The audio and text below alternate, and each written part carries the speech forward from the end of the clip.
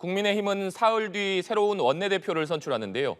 이용호 의원의 출마 선언으로 주호영 의원 추대는 불발되고 경선 방식이 공식화됐습니다. 다만 주 의원의 경선 합류 여부에 따라 추대론이 다시 힘을 받을 수도 있습니다. 국회 연결해 자세한 내용 들어보겠습니다. 나경열 기자.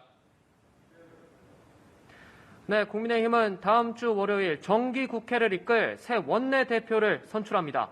후보 등록일은 내일이지만 지금까지 호남 재선 이용호 의원만 출마를 선언했습니다.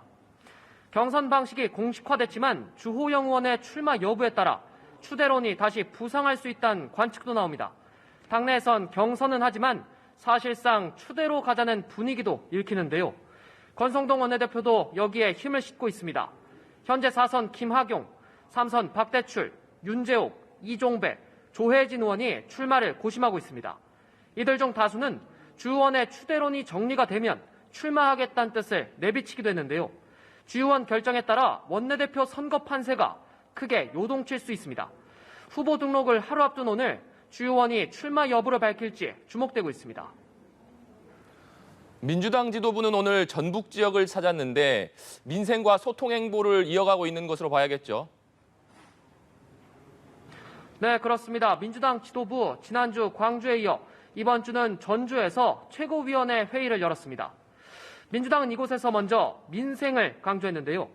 이재명 대표는 민생을 위한 일에 여야가 어디 있느냐며 쌀값 안정화 법안, 양곡관리법 개정안을 이번 정기국회에서 처리하겠다고 약속했습니다.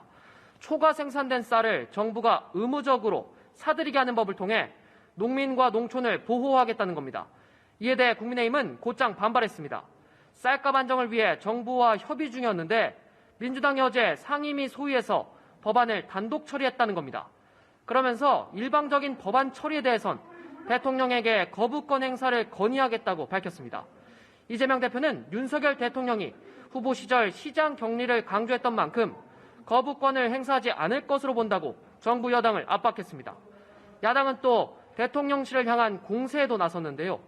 정부는 과거 영빈관 역할을 할 새 건물을 용산에 짓기 위해 예산 878억 원을 편성했는데 야당은 이를 양치기 예산이라고 규정했습니다. 대통령실 이전에 496억 원만 든다고 한 윤석열 대통령이 거짓말을 했다는 건데요.